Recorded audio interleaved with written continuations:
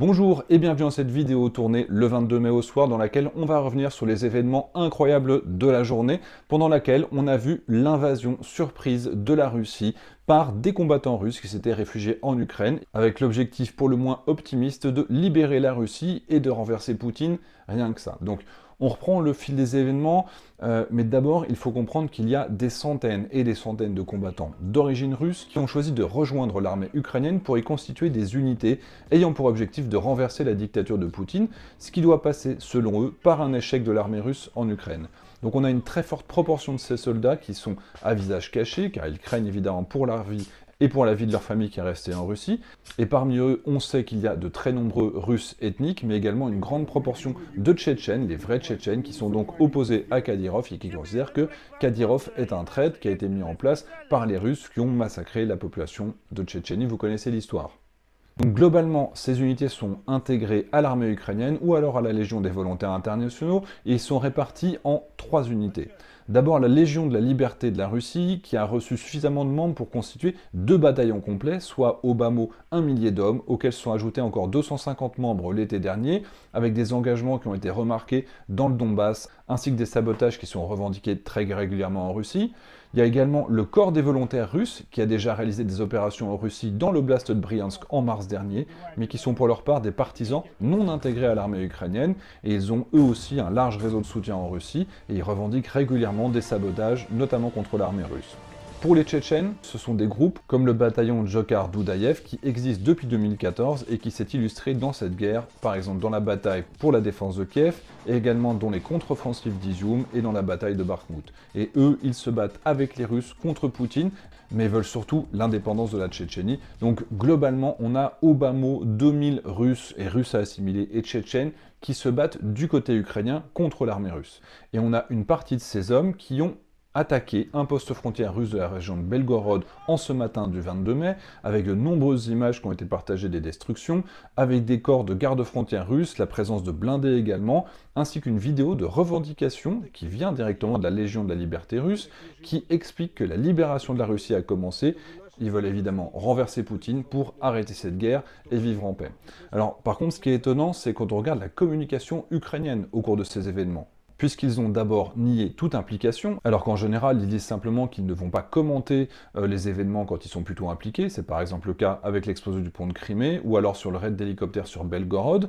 Mais dans un deuxième temps, ils ont confirmé qu'il se passait quelque chose, mais ils ont bien précisé qu'il n'y avait absolument aucun soldat de nationalité ukrainienne qui était impliqué, et c'était uniquement des éléments russes, donc des Russes de l'opposition russe, des rebelles russes, qui reviennent en Russie pour attaquer la Russie. Donc la Russie est attaqué par des Russes qui veulent libérer la Russie de Poutine. Ça commence à être compliqué. Côté russe, c'est la consternation, on a vraiment un début de panique avec le gouverneur de Belgorod qui nie tout problème, puis ensuite il parle de nouvelles inquiétantes dans une réunion, puis il se rétracte et il dit qu'il s'agit de fake news et que la population ne doit surtout pas s'inquiéter, mais dans le même temps, sa femme est aperçue à l'aéroport de la ville pour embarquer sur un des premiers avions qui peut s'enfuir, et vers midi, la Légion annonce avoir libéré le village de Kozinka. Vers 16h, ce sont 3 autres villages qui sont revendiqués, avec des vidéos qui prouvent leur dire, ce qui prouve que l'attaque a réellement dépassé la ligne de défense russe qui avait été identifiée en OSINT sur cette carte à partir des images satellites et que je vous avais montré. Et je vous rappelle que la Russie a quand même dépensé 115 millions d'euros juste pour construire une ligne de défense dans la région de Belgorod. Donc là, il y aura certainement des gens qui vont devoir rendre des comptes et probablement des pots de vin et du blanchiment qui est encore une fois en cause dans une difficulté des Russes. Il y a aussi la capture de plusieurs véhicules, un BTR 80 ici sur lequel ils mettent un petit sticker, ici ils sont dans un BTR 82 qu'ils ont volé et à bord duquel ils roulent. Donc en fin de journée, le gouverneur de Belgorod finit par admettre qu'il y a des combats dans la région et que la situation est tendue, mais il ne reconnaît que 8 blessés et 0 morts malgré les images que tout le monde a vues, et les médias russes sont assez partagés entre l'annonce d'une opération contre-terroriste qui est en cours, ou alors simplement la négation qu'il puisse y avoir le moindre problème. Mais on apprend quand même ce soir que la Russie a évacué un stock d'ogives nucléaires qui était seulement à 14 km de la ville de Graivorone, qui est donc la première qui était envahie, et là on parle d'une annonce annonce russe officielle. Et quand on analyse la carte et qu'on regarde cette zone en particulier, c'est vrai qu'elle est particulièrement intéressante pour les assaillants, puisqu'il y a 2 rivières sur les 2 côtés, et la frontière ukrainienne qui est de l'autre côté, ce qui fait qu'il y a un nombre très réduit d'axes pour lesquels ils pourraient subir une contre-offensive. Et on a comme ça pas mal de vidéos qui sont partagées par les membres de la Légion, qui s'appellent les RDK, comme vous l'entendez, mais aussi par la population russe, qui montrent les alarmes aériennes. Il y a aussi des drones qui les survolent, également des hélicoptères russes, qui se trouvent pourtant à des dizaines de kilomètres du front, et qui utilisent malgré tout leur leurre, ce qui peut laisser penser que la Légion russe a peut-être progressé plus loin qu'annoncé. Il y a aussi beaucoup de témoignages de civils qui fuient massivement la zone, avec des embouteillages importants dans la région, et des personnes qui essayent de rouvrir les abris anti-bombes pour s'y abriter, ou même des flyers Belgorod sans Poutine qui sont distribués largement sur les pare-brises des voitures.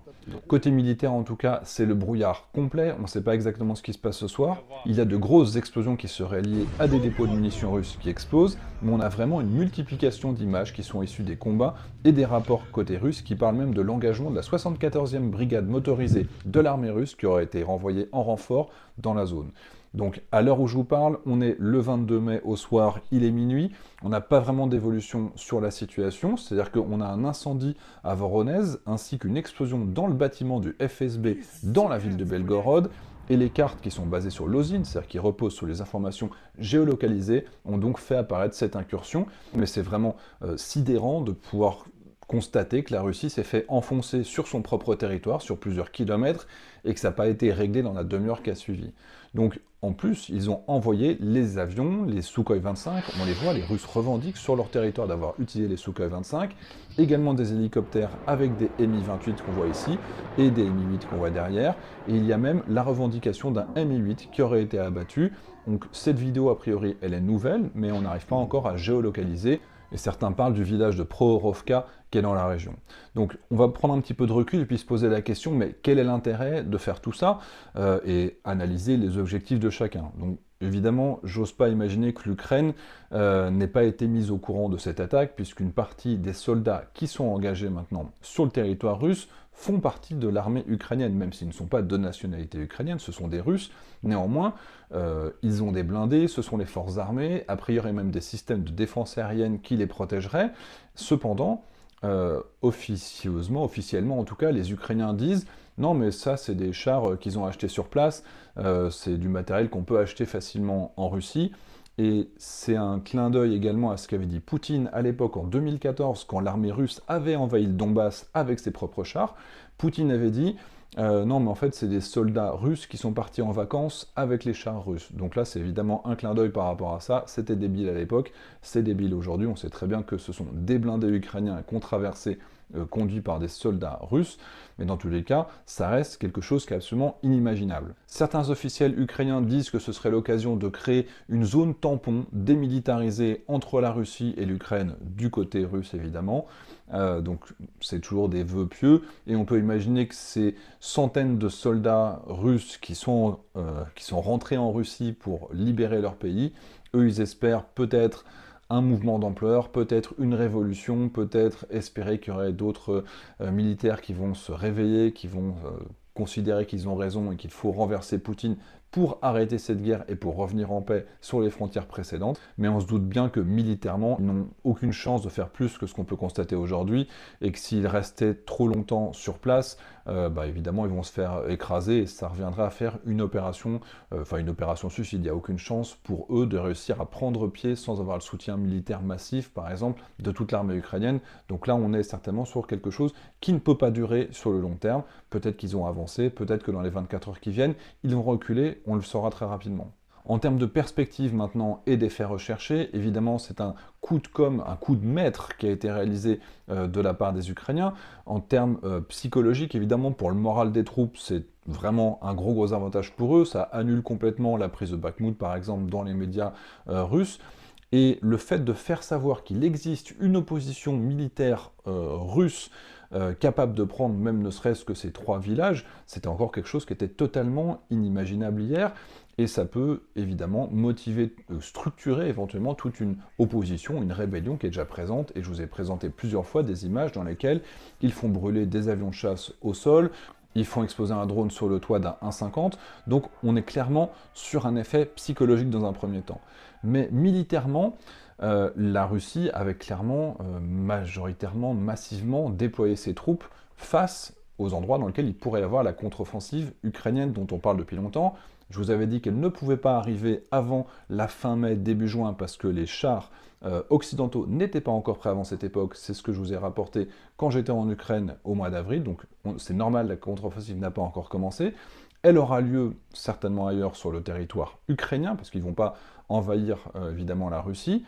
Mais ça veut dire que les Russes ont tellement déshabillé leurs frontières que finalement ils sont devenus fragiles, et logiquement, pour contrer ce qu'on vient de voir, pour éviter que ça survienne de nouveau, ils vont être obligés de retirer certaines des troupes qu'ils ont mis en Ukraine en attente de la contre-offensive pour renforcer leur front. C'est-à-dire que les 800 km de front qu'ils sont en train de tenir, ils vont être obligés de les déshabiller, d'enlever certaines réserves et de les mettre sur le nord, sur leurs propres frontières, ce qui veut dire simplement qu'ils vont être plus fragiles. Et donc c'est ça l'effet stratégique intéressant pour les Ukrainiens, c'est qu'ils vont obtenir un affaiblissement de l'armée russe en Ukraine pour être capable d'être face à leur future contre-offensive.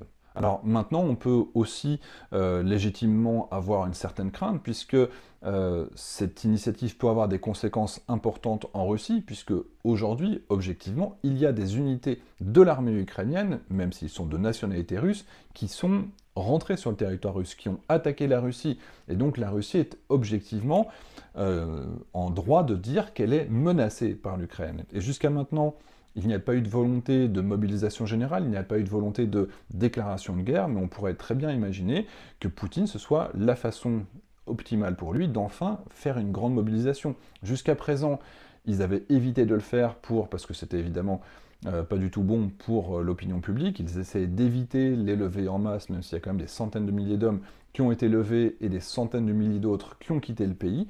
Mais là, ce serait l'occasion peut-être de pouvoir faire une mobilisation plus large, forcée, sans laisser le choix aux Russes.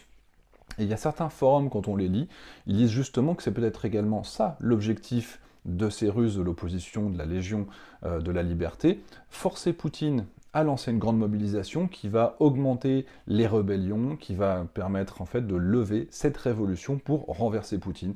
Donc c'est vrai que ça c'est aussi une option. Est-ce qu'ils souhaitaient mettre en place la grande mobilisation pour faire s'effondrer le régime de Poutine? Ça on le saura prochainement, mais politiquement en tout cas, c'est un pari qui peut être très risqué. Donc sur le court et moyen terme, donc avantage très clair à l'Ukraine. On a démontré une faiblesse du côté russe. Psychologiquement, c'est très bon pour les Ukrainiens, c'est très mauvais pour les Russes. Militairement, les Russes vont être obligés de rebasculer une partie de leurs forces vers le nord, vers leurs propres frontières, et donc de déshabiller partiellement le front en Ukraine. Donc il reste à voir si sur le long terme, ce sera l'occasion pour Poutine de lancer une mobilisation plus large, d'avoir une adhésion plus importante de sa population.